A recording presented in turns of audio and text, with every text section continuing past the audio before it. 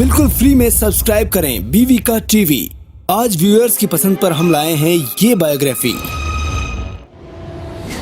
एक ऐसी लड़की जिसका मन था फिल्मों में काम करने का, एक ऐसी अभिनेत्री जिसने आते ही सबके दिलों को जीत लिया, एक ऐसी एक्ट्रेस जिसने फिल्में तो कम की पर आज तक लोग याद रखते हैं। She is none other than दिलों को जीतने वाली दिव्या भारती।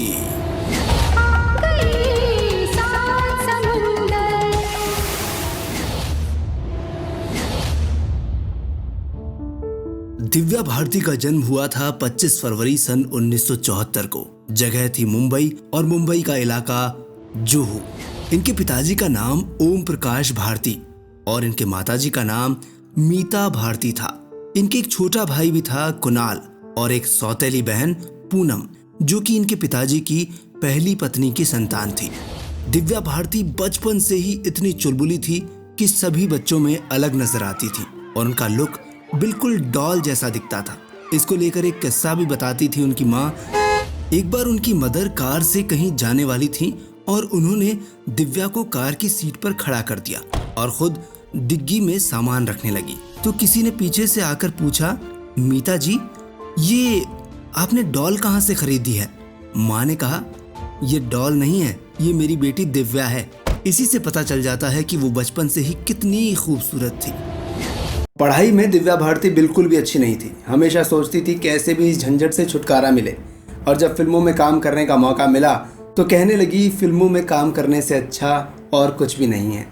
लेकिन दिव्या को 3 भाषाएं परफेक्ट आती थी, मराठी, हिंदी और इंग्लिश। दिव्या की पढ़ाई लिखाई हुई थी Manik ji Cooper high school Juhu Mumbai में।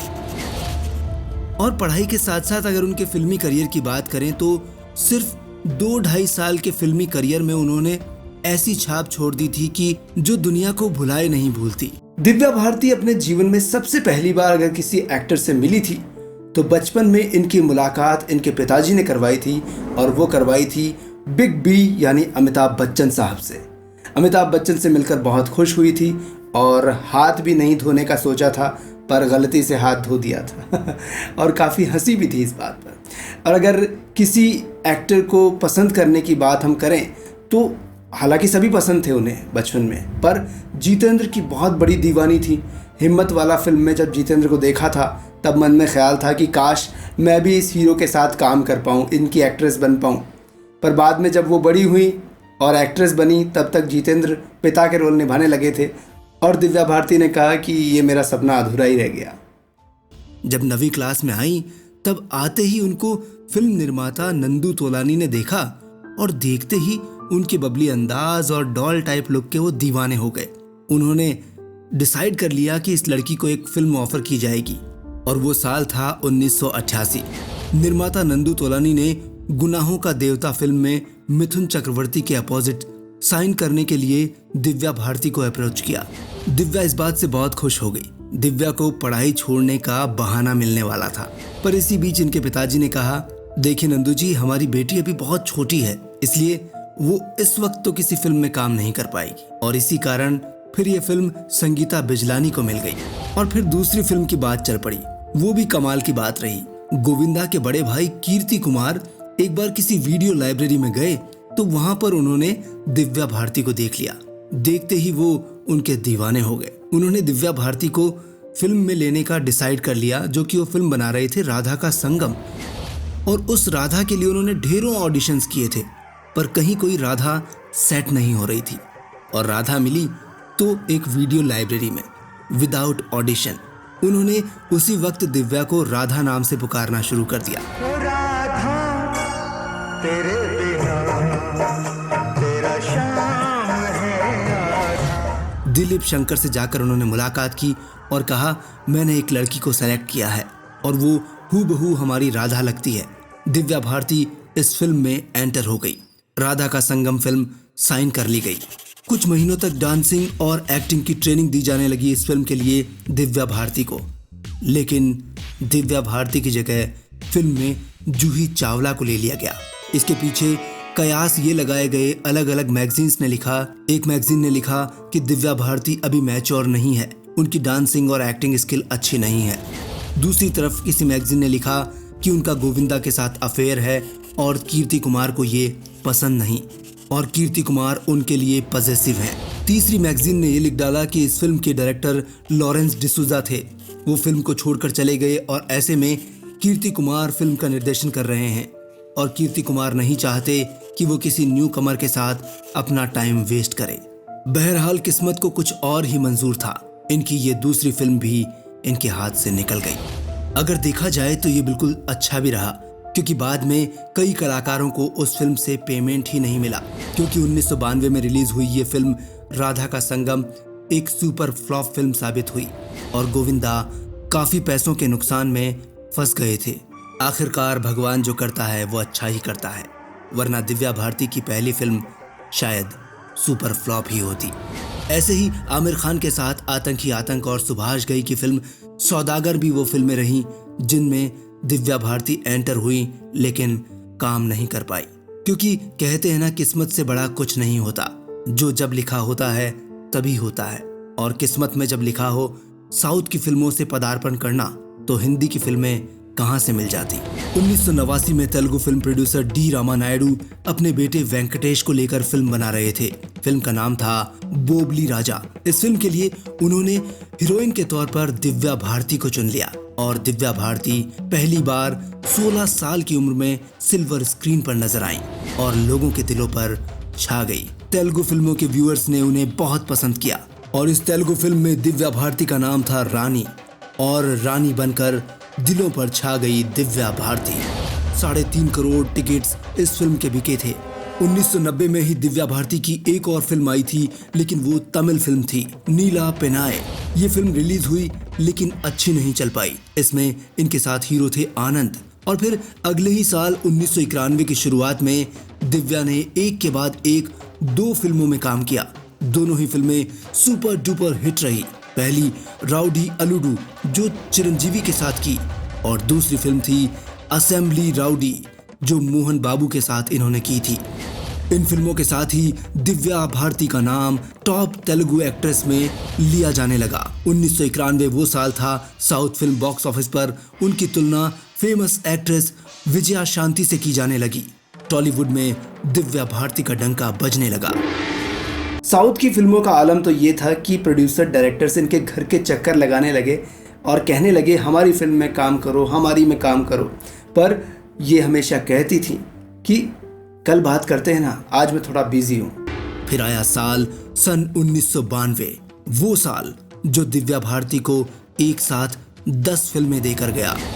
1992 में पहली साउथ फिल्म आई थी नंदामुरी बालकृष्णा के साथ, एक्शन ड्रामा फिल्म धर्म क्षेत्र। इस फिल्म के साथ ही हिंदी फिल्मों की तरफ भी इन्होंने रुख करना शुरू किया। बॉलीवुड के टॉप डायरेक्टर्स ने दिव्या भारती को अप्रोच करना पहले से ही शुरू कर दिया था और इसी साल 1992 में उनकी पहली हिंदी फिल्म रिलीज हुई, राजीव राय की वो फिल्म जो कि आज भी जानी मानी फिल्म कही जाती है, जिसमें सनी देओल, नसीरुद्दीन शाह, चंकी पांडे नजर आए थे।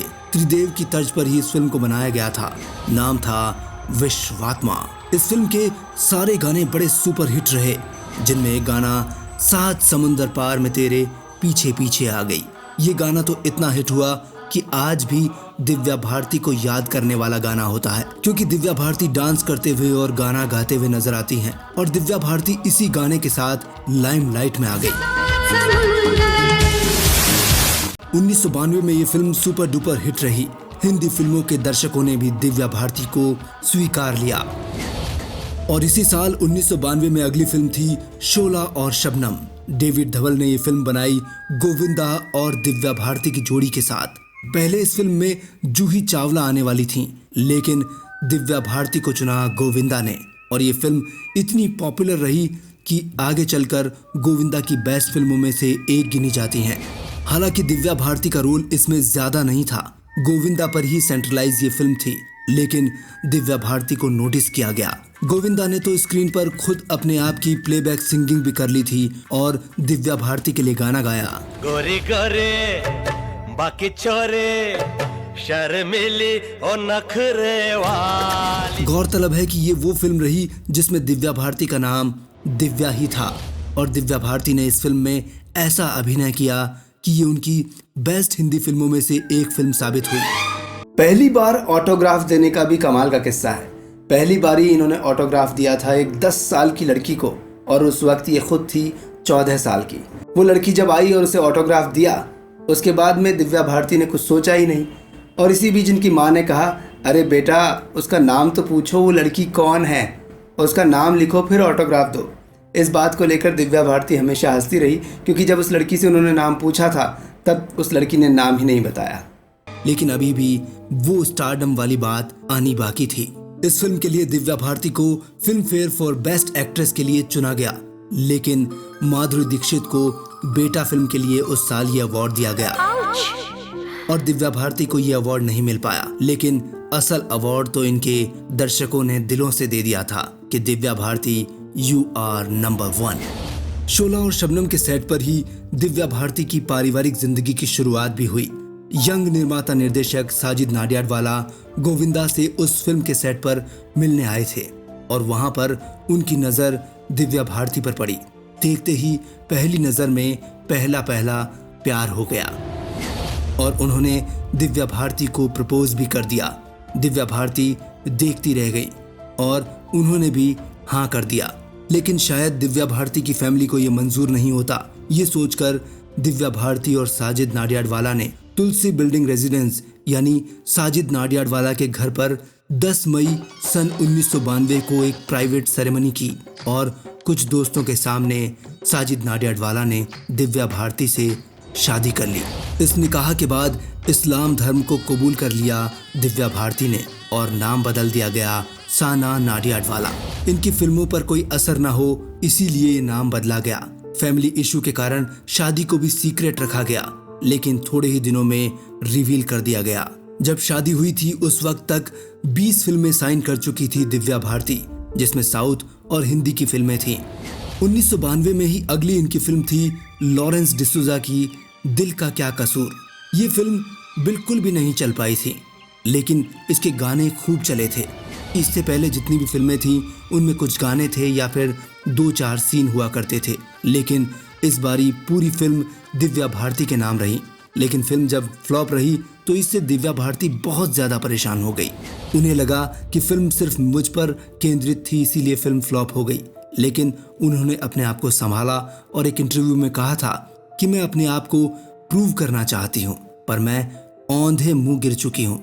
मुझे फिर से वापस हिम्मत करके आगे बढ़ना पड़ेगा। मैं पॉजिटिव हूँ और श्योर हूँ कि एक ना एक दिन सफलता जरूर मेरे कदम चूमेगी। दिव्या भारती बहुत एम्बिशियस थी। उनका एक एम था कि मुझे टॉप पर पहुंचना है, लेकिन उस बीच खुददार भी थी। वो कहती थी कि मुझे किसी की सहायता नहीं चाहिए, कोई हेल्प नहीं चाहिए, अपने बूते पर ही पहुंचूंगी। मुझे किसी की पोजीशन नहीं लेनी है, मुझे अपनी पोजीशन खुद बनानी है। और ऐसा हुआ भी। आ गई वो फिल्म जिसका दिव्या भारती को इंतजार था। दिव्या भारती को स्टारडम दिलाने वाली फिल्म आ गई। उनके करियर की सबसे बड़ी हिंदी फिल्म साबित हुई, जिसके लिए उन्हें film fair award for lux new face of the year मिला।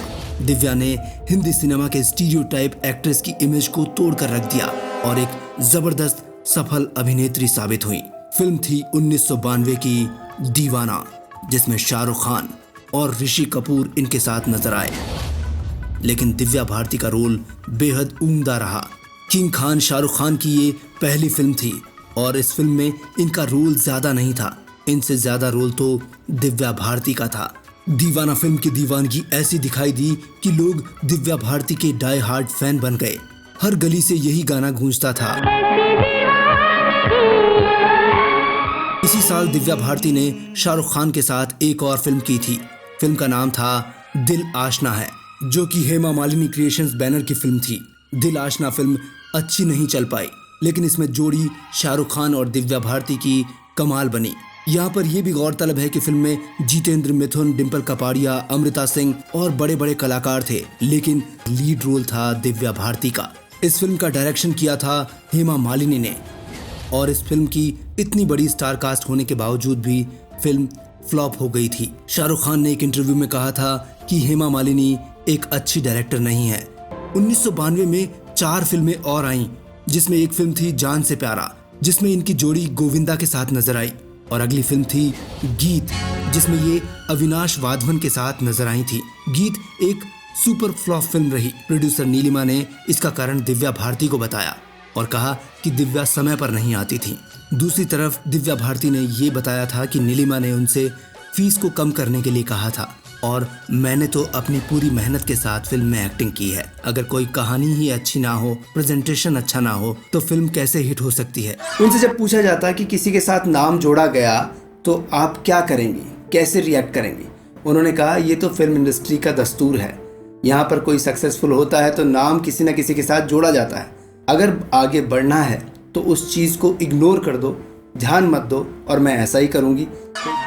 और अब अगली फिल्म की बात करें तो सन 1992 में दुश्मन जमाना इनकी फिल्म आई थी अरमान कोहली के साथ। ये फिल्म तो आते ही दिक्कतों से घिर गई थी। दिव्या पर अरमान के साथ अफेयर्स के झूठे किस्से उड़ाए गए। दिव्या इस बात से नाराज हो गई थी और उन्होंने कहा था अरमान कोहली तो मुझसे उम्र में बहुत ज्यादा बड़े हैं और उनसे अफेयर मैं कर ही कैसे सकती हूँ, मेरा उनसे कोई रिलेशन नहीं है। हालांकि उसके बाद में खबर फैलाने वाला शख्स सामने आया और उसने कहा ये सब मैंने पब्लिसिटी के लिए किया था, ऐसा किसी को भी कभी भी नहीं करना चाहिए। 1992 में अगली फिल्म थी इनकी सुनील शेट्टी के साथ। सुनील शेट्टी की ये डेब्यू फिल्म थी। इसी फिल्म से सुनील शेट्टी ने शुरुआत की थी। फिल्म का नाम था बलवान। इस फिल्म में दिव्या भारती उनके अपोजिट नजर आई और सुनील शेट्टी की ये फिल्म हिट फिल्म साबित हुई। 1992 का ये साल इतनी सारी फिल्में देकर गया और अगला साल जब 1993 आया तब इनकी फिल्में रिलीज हुई, जिनमें पहला नाम है जेपी दत्ता की फिल्म क्षत्रिय, जिसमें ये संजय दत्त की गर्लफ्रेंड बनकर नजर आई थी। ये वो फिल्म थी जो दिव्या भारती के जीते जी रिलीज हुई थी। दिव्या भारती की खासियत ये भी थी कि वो नहीं चाहती थी कि अपने साउथ के फिल्म प्रोड्यूसर्स, डायरेक्टर्स और दर्शकों को नाराज करे, इसलिए वो हमेशा कहती थी कि मैं हर साल एक साउथ की फिल्म जरूर करूंगी और उन्होंने ऐसा किया भी। 1992 में मोहन बाबू के साथ उनकी एक साउथ फिल्म रिलीज हुई थी, चितम्मा मोगुडू। दिव्या भारती को साउथ इंडियन लैंग्वेज तो नहीं आती थी, लेकिन उनकी एक्टिंग पर डबिंग की जाती थी। 2 ही साल में 12 हिंदी और 12 तेलुगु फिल्में देकर दिव्या भारती ने अपनी काबिलियत साबित कर दी। शो कर दिया कि मुझ जैसा कोई नहीं है। करियर का ग्राफ स्पीड से ऊंचाइयों की तरफ बढ़ने लगा। जल्द ही नंबर 1 हीरोइन बनने का सपना भी साकार होने वाला था, पर किस्मत में ज्यादा लाइफ अगर भगवान ने ना दी हो तो कोई कुछ भी नहीं कर सकता। आई वो तारीख जिसे हम मनहूस तारीख कहेंगे, जो दिव्या भारती को हमसे इतना दूर ले गई कि वो वापस कभी नहीं आ सकती। वो तारीख थी 5 अप्रैल सन 1993। उससे एक दिन पहले हुआ ये था कि 4 अप्रैल को मद्रास से शूटिंग करके लौटी थी दिव्या भारती। 5 अप्रैल को दिव्या को मुंबई से बाहर आउटडोर शूटिंग पर जाना था, लेकिन किस्मत ने उन्हें वहीं रोक लिया। उन्होंने 5 अप्रैल वाली आउटडोर शूटिंग के लिए प्रोड्यूसर को रिक्वेस्ट किया कि एक दिन के लिए शूटिंग पोस्टपोन कर दी जाए। एक दिन के लिए वो मुंबई में रुकना चाहती हैं। उसके पीछे रीजन ये है कि उनको अपने माता पिता के लिए नेपच्यून अपार्टमेंट में एक 4 BHK के फ्लैट को फाइनल करने जाना है और ये खुशियां अपने मम्मी पापा के साथ सेलिब्रेट करनी है। प्रोड्यूसर मान गए और दिव्या भारती को एक दिन की मोहलत मिल गई। दिव्या भारती उस दिन बहुत खुश थी। उन्होंने 4 BHK फ्लैट की डील फाइनल की और शाम को अपने पति के घर यानी तुलसी रेजिडेंसी वर्सोवा में पहुंच गई। साजिद के साथ उस वक्त कुछ दोस्त थे, जिनमें नीता लुल्ला और उनके पति भी वहां मौजूद थे। साजिद उस वक्त किसी काम से बाहर जाना चाह रहे थे और उन्होंने दिव्या भारती को बाय बाय कहा और निकल गए। घर में नीता लुल्ला, उनके पति और इनकी जो बचपन से साथ में रही नौकरानी अमृता भी थी। अमृता खाना बनाने चली गई और दिव्या भारती नीता और उनके पति के साथ में बातें करने लगी। बातें करते करते ड्रिंक्स का दौर शुरू हो गया। दिव्या भारती को अपने घर में लिविंग रूम की खिड़की बहुत ज्यादा पसंद आती थी। वो वहां पर अक्सर बैठती थी और बाहर की हवा का आनंद लेती थी। शराब का सुरूर जब हल्का हल्का चढ़ने लगा तो वो उठकर उस खिड़की पर जाकर बैठ गई और किचन में काम कर रही अमृता से बातें करने लगी। दूसरी तरफ नीता लुल्ला और उनके पति दोनों ही टीवी देख रहे थे, ऐसा पुलिस ने रिपोर्ट में बताया था। दिव्या भारती बैठे बैठे लिविंग रूम की तरफ भी देख रही थी, बातें भी कर रही थी, बाहर भी देख रही थी। इसी बीच उनका बैलेंस बिगड़ गया और वो सीधा 5वें फ्लोर से तेजी के साथ नीचे गिर गए। सब लोग घबरा गए। नीचे आकर देखा तो दिव्या भारती तड़प रही थी। आसपास के लोग भी इकट्ठा हो गए। तड़पती हुई दिव्या भारती को हाथों हाथ एम्बुलेंस में बिठाकर कूपर हॉस्पिटल ले जाया गया, जहां पर पहुंचते ही डॉक्टर्स ने चेक किया और कहा शी इज नो मोर। कुछ ही सेकंड्स में जिंदगी बदल गई। कहाँ तो वो फ्लैट की डील करके आई थी, खुश थी, लेकिन अब वो नहीं है। जांच पड़ताल के बाद उनके माँ बाप को उनकी बॉडी सौंप दी गई। साजिद और उनके माता पिता के साथ पूरे परिवार का रो रो कर बुरा हाल हो गया। 7 अप्रैल वो तारीख थी जब विले पार्ले में उनका अंतिम संस्कार हुआ। उस दिन दिव्या भारती को दुल्हन की तरह सजाया गया और अंतिम विदाई दी गई। और अंतिम संस्कार के वक्त एक खास वीडियो बनाया गया। ये वीडियो था शोला और शबनम के उस गाने का जिस गाने के बोल थे तू पागल प्रेमी आवारा। इस गाने में दिव्या भारती जंगल में खो जाती हैं और गोविंदा बेतहाशा दिव्या दिव्या पुकारते हुए उन्हें ढूंढने लगते हैं। इसी गाने के कुछ सीन निकालकर इनकी बिल्डिंग से गिरने का एक सीन बनाया गया। दिव्या दिव्या दिव्या।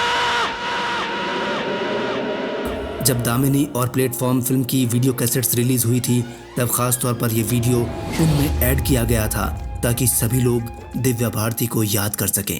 लौट के ना आऊंगी, लौट के ना आऊंगी। आखिरकार महज 19 साल की छोटी सी उम्र में दिव्या भारती इस दुनिया को छोड़कर चली गई। उनके अंतिम संस्कार के बाद में मौत को लेकर अलग अलग लोगों ने अलग अलग कयास लगाना शुरू कर दिया।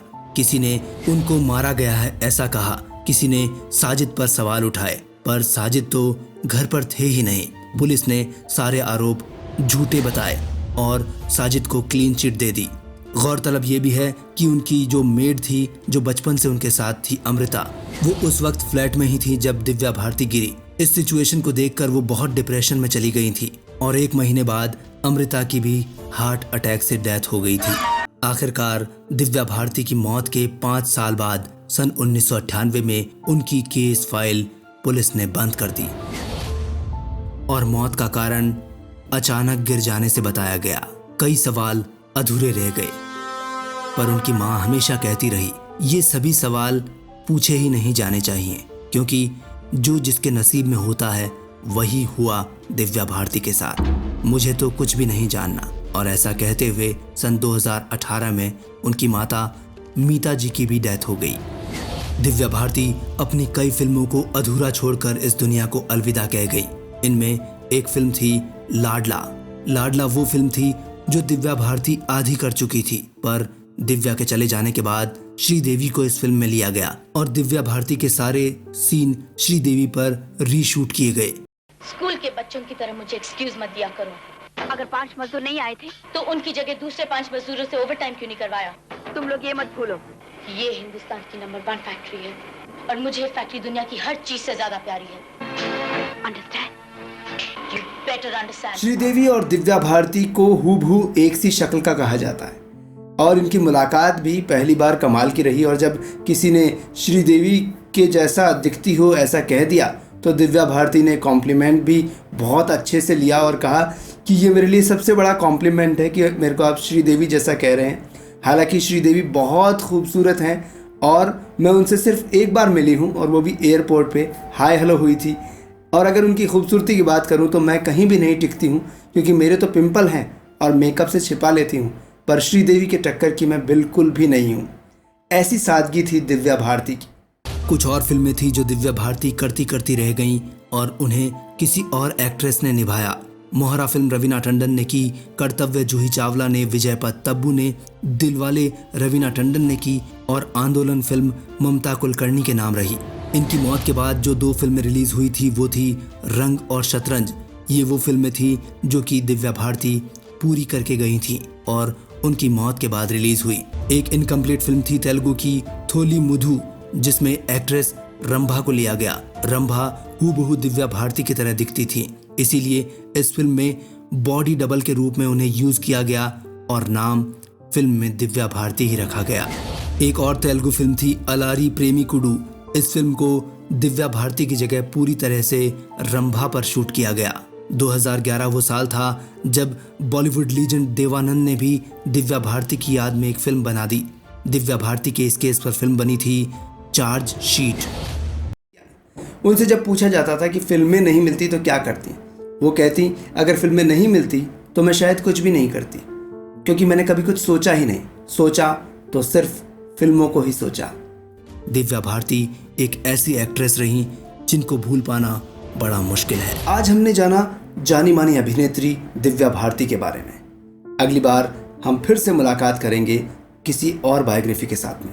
आपको हमारा चैनल कैसा लगता है ज़रूर बताते रहिए और शेयर लाइक करते रहिए। हमारा एक और चैनल है टाइनी मिनी फूड, अगर आप खाने के दीवाने हैं तो उसे भी आप देख सकते हैं, क्योंकि बहुत मिनिएचर वाले फूड की जहाँ बात होती है, वेजिटेरियन फूड की बात होती है, इंडियन फूड की बात होती है, तब आपको वहाँ जाकर अच्छा लगेगा। ऊपर जो आपको लिंक नज़र आ रहा है उस पर क्लिक करें और टाइनी मिनी फूड को भी लाइक करें, सब्सक्राइब करें। Thank you so much. आज्ञा दीजिए तरुण व्यास को। देखते रहिए बीवी का टीवी। नमस्कार।